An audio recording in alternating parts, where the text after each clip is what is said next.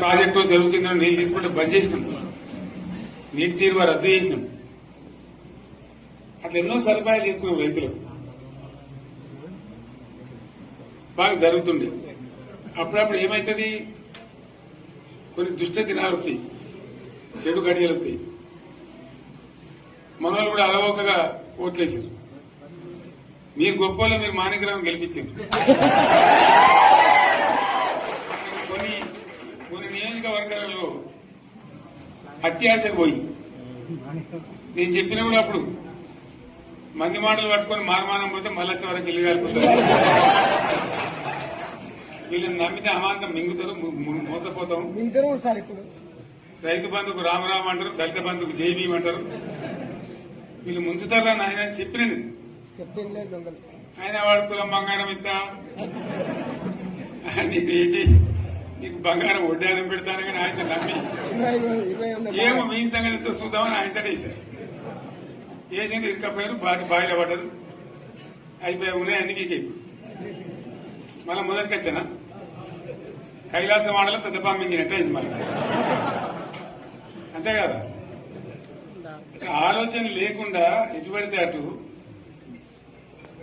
ఎవడో ఏదో చెప్తే నమ్మి ఓట్లేస్తే ఏమైంది అనేది ఒక మంచి గుణపాఠం ఇది తెలంగాణ. గ్యారంటీగా మంచిగా సంసారం జరుగుతుంది. జర తువ్వకచ్చినాం, రైతులు ఇంత ముఖం తెలివి అవుతుంది, ఇంత బాకీలు కట్టుకుంటుండ్రి. ఎంతో మంది పాపం సిటీలు వేసుకుంటారు, ఏదో వేసుకుంటారు. రైతు బంధు పైసలు పడితే ఎంత సంతోషం ఉంటుండే. ఆయన మీద గంగలు కట్టినాయి. ఇప్పుడు వాడు ఇద్దడో ఏడో భగవంతుని కరెక్ట్ ఇచ్చినా కూడా మోసం. ఏదో మళ్ళీ ఎలక్షన్ కోసం దానికోసం చేస్తారు తప్ప కడుపు నిండా ప్రేమ ఇచ్చేది ఇట్లే ఉంటుందా? సర్పంచ్ ఎలక్షన్ పెట్టింది సార్. మనం ఉన్నప్పుడు కరోనా వచ్చింది. కరోనా వస్తే కూడా నేను రైతు బంధు ఆపలేదు. కరోనా వచ్చి రాష్ట్రానికి రూపాయి ఆదాయం రాకపోయినా 4-5 మంచి స్కీములు తెచ్చి వాళ్ళకి కాపాడుకున్నాం. గౌరవంగా బతికింది రైతులు. బీమా వచ్చినండి. రైతు బీమా పెడితే ఎంతమందికి సాయం జరిగింది? గుంట భూమి ఉన్న కూడా మంచిగా సాయం జరిగింది. చిన్న రైతు కూడా సాయం జరిగింది.